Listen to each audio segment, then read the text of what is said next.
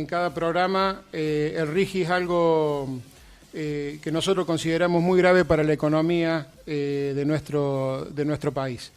Y el doctor Miguel Rodríguez Villafañe plantea la inconstitucionalidad, y eso a nosotros nos da una esperanza. Muy buenas noches, doctor Miguel Rodríguez Villafañe. Buenas noches. Un gusto escucharlo como siempre. El gusto es nuestro de escucharlo. Estamos realmente agradecidos que nos dé esta entrevista y queremos conocer de qué se trata el planteo de inconstitucionalidad que usted hace y cómo puede llegar a avanzar ello. Por eso, fíjese, el planteo de inconstitucionalidad mío es integral y particular. Vamos a empezar por lo particular, como usted bien planteó, respecto del RIGI, así quiere decir régimen de incentivo para grandes inversiones. La Constitución Nacional, que es el catecismo y que hay que volver, que es lo que nos une, ha sido la gran concertación del país. Invito a que vean el artículo 75, inciso 19, que dice: ¿qué obligación del Congreso? Proveer lo conducente al desarrollo humano, primero, al progreso económico, pero con justicia social, a la productividad de la economía nacional y a la generación de empleo. Esos son requisitos que ponen. Fíjate, primero, proveer lo conducente al desarrollo humano. Esto es muy importante porque resulta que Milei y el gobierno actual se olvidan que acá una nación, su principal riqueza es su pueblo, y esto no es demagógico. ¿Por qué su principal riqueza? Porque no puede ser que con el pretexto del litio, de vaca muerta, del petróleo, el ser humano, habitante en la Argentina, sufra. Debería ser al revés, y eso otros son subordinados al bienestar del pueblo, no de ninguna manera al sufrimiento, porque acá nos dice que hay que buscar equilibrio fiscal y se lo está buscando con todas esas concesiones que se dan, que de ninguna manera beneficia al pueblo. Y vamos, primero, no conduce al desarrollo humano, porque a su vez dice el progreso económico con justicia social. Fíjate que acá, por otro lado, dice la Constitución, a la productividad de la economía nacional. Sin embargo, genera total discriminación, también que viola el artículo 16 de la Constitución, que habla de la igualdad como la base del impuesto y la carga pública. Las empresas que entran con el RIGI, resulta que el impuesto a las ganancias, que nuestras empresas pagan el 35%, pagan el 25%, no van a pagar el IVA, pueden importar lo que se le da la gana con arancel cero, y a su vez no se le exige compra nacional ni contrato de mano de obra argentina. Fíjense lo que pasa.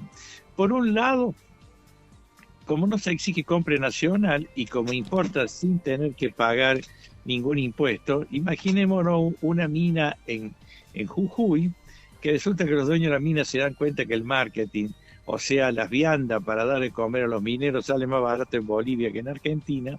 Entonces, directamente la pueden llegar a traer de Bolivia, afectando la posibilidad de la generación de fuentes de trabajo de hoteles, restaurantes o de personas que pudieran ayudar a proveer el alimento a los mineros. Tampoco se obliga a contratar mano de obra argentina. Imagínate en este momento, a lo mejor se van a la zona de Ucrania, en donde hay gente que hace cualquier cosa con tal de salir ahí, que no lo metan en la guerra, traer empleados que en realidad vengan desesperados para huir de otras situaciones, y mientras tanto sin que tengan obligación de tomar empleados argentinos. Y a esto súmele que no tiene obligación de traer los dólares, se los llevan cuando se les da la gana, no queda prácticamente nada en el país.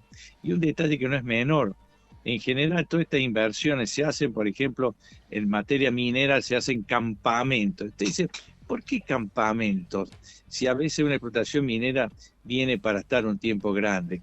Porque si hacen pueblos, el pueblo tarde o temprano se organiza, empieza a ser una pequeña comunidad, después empieza a ser una comisión vecinal, después empieza a ser un pequeño municipio, y todo ese tipo de cosas le complica el manejo autoritario de quienes tienen los emprendimientos mineros. Por eso, en general, y esto ya se discutió en Estados Unidos, todos los emprendimientos mineros no generan pueblos, sino campamentos, para tener algo provisorio y seguir manejando las reglas del juego.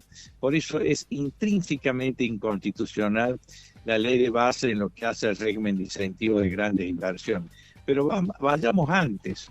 Esta ley empieza con una cosa cruel, que es declarar la emergencia pública, fundado en esa emergencia, concederle al presidente facultades extraordinarias para que por su sola voluntad se haga reforma en materia administrativa, económica, financiera y energética por un año. Fíjate, es tal la contradicción que para dolor de los cordobeses, un cordobés como Rodrigo de Loredo, que preside el bloque radical, llegó a decir lo siguiente en esa sesión: nos cuesta mucho dar delegaciones porque se pone en juego la estatura republicana de un gobierno. Pero lo aplaudo a cuatro manos. Y nos interpela, o sea, le dice, nos hace mal conceder delegación a un presidente que observamos constantemente en un ejercicio autoritario e inestable, anarcocapitalista, que tiene el Estado como una organización criminal. Después de eso yo me pongo de pie, lo aplaudo. No, dijo, pero para que no se enoje, para que después nos diga que no dejan gobernar, se lo concedemos. ¿Cómo es eso? Yo doy un ejemplo que lo puede dejar más claro. Es como si un padre le dijera a un hijo que tiene 15 años y el hijo viene y le pide prestado el auto. Y él dice, para, querido hijo, no tenés 16 años, no tenés carnet conductor y sos un irresponsable, hasta chocó tu propia bicicleta. Querés andar a 200 kilómetros por hora. Con seguridad vas a hacer pedazo del auto, te vas a matar y va a matar gente. Pero, para que no te enojes, te lo voy a prestar. Después de lo que dijo, ¿cómo le va a prestar el auto? Bueno, esto es exactamente lo mismo a nivel de país. A una persona que le importa muy poco, que dice que viene a destruir el Estado, le da el cuchillo y la ametralladora. Es inaceptable.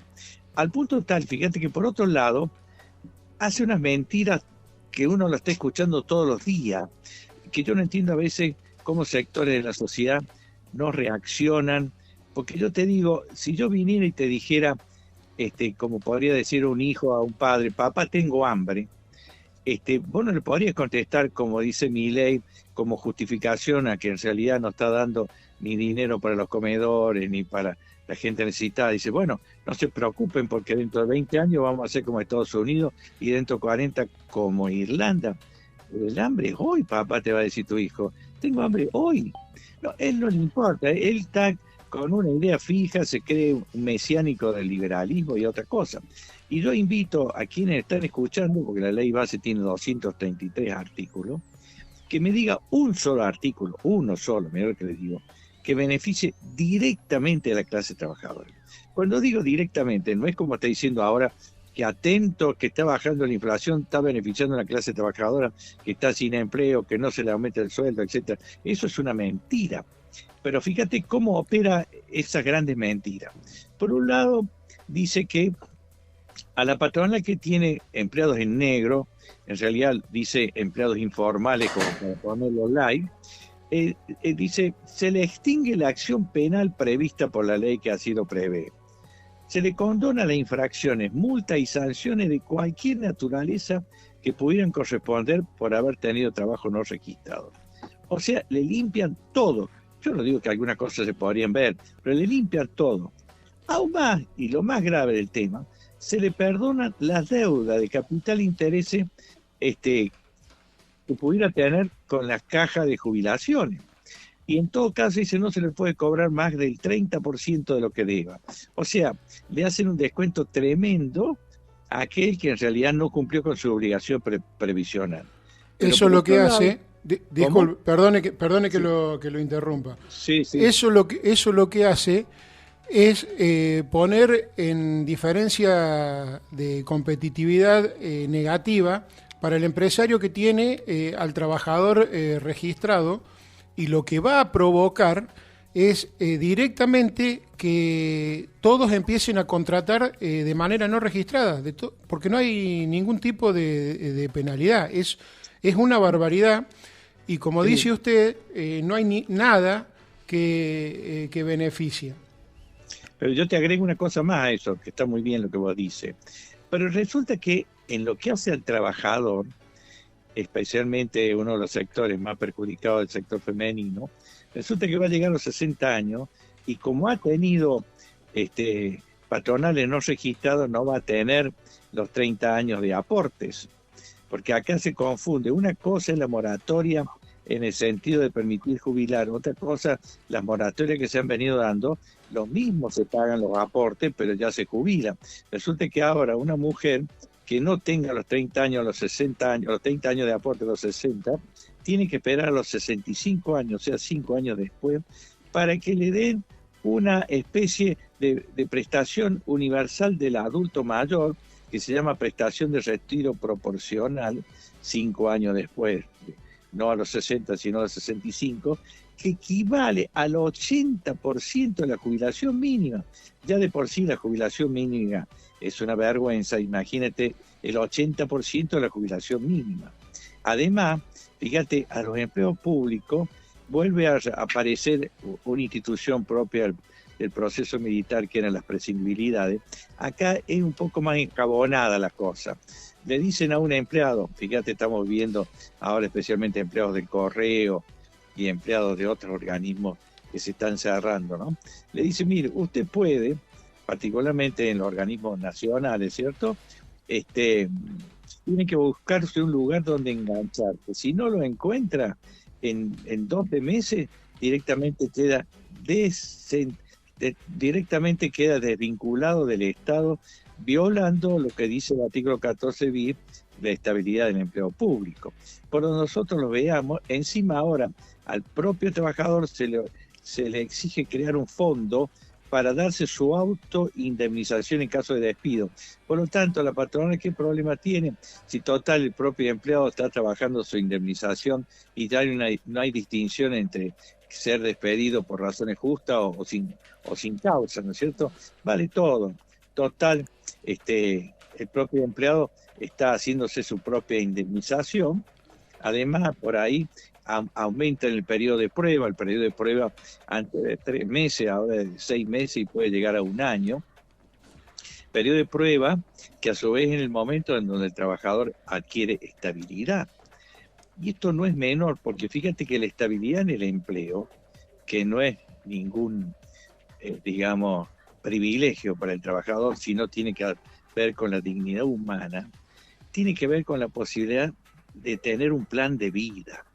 Porque si uno no está estable en el trabajo, no puede constituir una familia, no puede pensar en crédito, no puede vivir tranquilo, que desde el sudor de su frente puede mantener su familia. Esto de ser inestable, encima con algunos empleados que un mes te hace trabajar a la mañana, otro mes a la tarde, otro mes a la noche, que tu organismo se desequilibra físicamente y que a su vez no podés coincidir un momento para estar con tus hijos, con tu familia. Todo esto es parte de un bienestar que hay que darle a la persona, que no es solamente tener trabajo. Para colmo ahora con una situación paradójica, porque mi ley dice que viene a defender la propiedad. Ajá. Pero ¿qué propiedad defiende?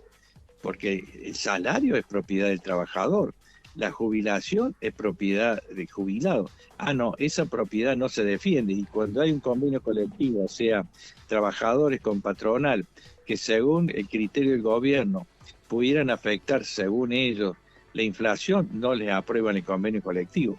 Ahora, mientras tanto, fíjate que se va a Bariloche, al Yao Yao, y a los grandes empresarios le dice, los felicito que saquen todos los dólares del país y los felicito que compren el dólar en negro, porque no tiene sentido dejarle impuestos que paguen a un Estado que lo considera una comisión delictiva. Entonces voy a decir, los llamó héroes, perdone que lo interrumpa, los llamó héroes.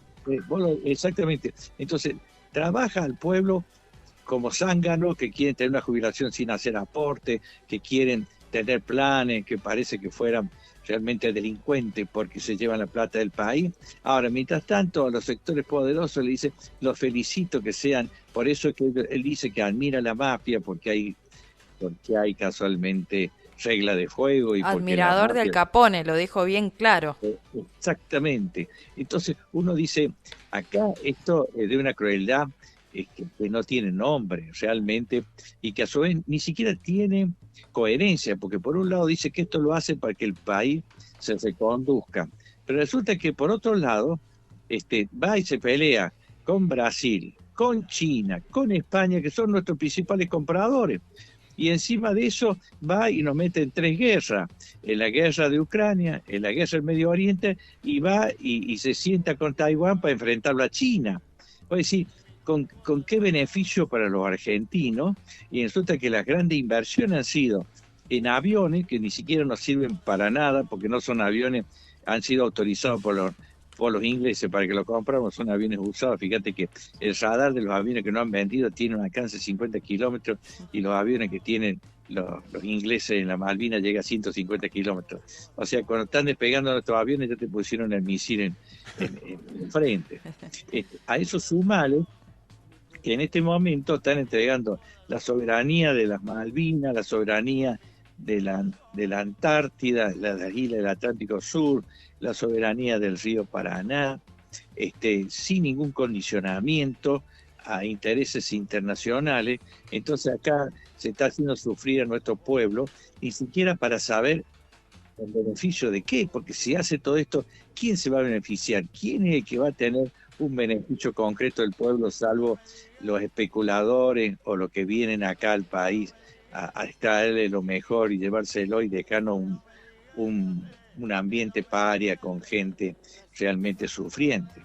Por eso creo que hay que tener conciencia que esto no es una cosa inocente, por eso es urgente que insistamos a los diputados y a los senadores que estén a la altura de las circunstancias, en este caso a los senadores, particularmente a los nuestros, para que no voten la ley base, o al menos que den razones atendibles, y a nuestros diputados que tampoco, digamos, dejen de rechazar el DNU 70 que está dependiendo de su voto. Creo que esto es fundamental, casualmente, y por eso incluso a nuestro gobernador, pues no es cuestión de poner en ventaja la situación de Milei, recibirlo acá como un héroe, cuando realmente acá hay tanta gente sufriente que no merecemos que el presidente considere un éxito de ir a Europa porque ha echado 70.000 personas y lo ha dejado sin trabajo. Eso es inaceptable. Doctor, en caso de que se sancione esta nefasta ley de bases, no hay tutía, no hay vuelta atrás, no hay ningún recurso jurídico. ¿Cuál sería la respuesta a eso?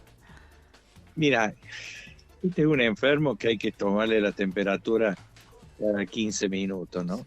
Por el momento tenemos que hacer lo indecible para que nuestro senador, en este caso Luis Juez, tanto también como la esposa del gobernador Schiaretti, ¿cierto? Alejandro Vigo. La Vigo y la mujer Álvarez Rivero, dirigirse a ellos y que respondan ante la historia. Primero, que no voten la ley base. Por supuesto que como viene la mano, la ley base va a venir con correcciones, por lo tanto tiene que volver a la Cámara de origen, que es la Cámara de Diputados, y bueno, habrá que seguir peleando, ¿no? Ese es el tema. Bien. Allí hay una trampa, doctor, porque si las modificaciones no se hacen con los 2/3, en diputados en la Cámara de Senadores, ¿no? Cuando vuelve a diputado puede hacer caso omiso a las modificaciones que le hicieron los senadores y promulgarla tal cual salió de diputados. De origen, sí. De origen. Exactamente, todo es cierto, pero yo sigo pensando lo siguiente. Primero, que tenemos que tomar conciencia, por eso mañana tenemos que estar en el centro demostrándole al presidente que no acompañamos la postura que tiene. Tenemos que también operar sobre nuestros representantes y en función de eso ir viendo, ¿no? Yo creo que esas son etapas fundamentales. En lo que hace los planteos judiciales, no lo descarto, pero tampoco me asocio a un poder judicial que en muchos casos es respetable, hombres y mujeres de bien, pero con la Corte Suprema que tenemos no tenemos ninguna garantía también que ahí se haga la justicia que merecemos. Claro. Creo que tenemos que volver a nuestras bases, a nuestros representantes y de ahí viendo qué va a ir pasando. No sé, este es un tema, como le digo, estamos viviendo lo que yo digo, una inmunodeficiencia institucional, y bueno, a este enfermo hay que tocarle la temperatura cada 15 minutos, y viendo. Total, tengo la suerte que con Mordisquito tener una relación hermosa, y bueno, la seguiremos hablando. Por hoy, si tengo que decirle algo a la audiencia, participen mañana, no podemos dejar que nos cierre Radio Nacional, los SBT, también insistamos a nuestros senadores que no aprueben la ley base, insistamos a nuestros diputados que declaren nulo el DNU 70, y bueno, vamos viendo, pero eso por el momento es lo más importante. Bueno, me quedo como resumen de lo que usted ha dicho, que es ilegal la delegación de facultades y que el RIGI plantea claramente una discriminación a la producción nacional. Y también lo ha dicho muy claro usted, y es lamentable que en la Córdoba del Cordobazo, y que en un 25 de mayo nuestro gobernador reciba al presidente, que si estamos hablando de instituciones, sí, podría ser que se justifique recibirlo, pero estamos recibiendo a un presidente que busca extranjerizar y busca oprimir a nuestro pueblo, así que es realmente lamentable. Así es, bueno, pero fuerza. No es imposible por aquello de que si el pueblo está unido no debe ser, ni podemos permitir que sea vencido. Creo que es el clave. No solamente Multimedio Mordisquito está a su disposición para hablar con la gente, sino este programa Tiembla la Casta está realmente agradecido con usted por habernos dado esta entrevista, y seguramente lo volveremos a llamar porque realmente nos enaltece.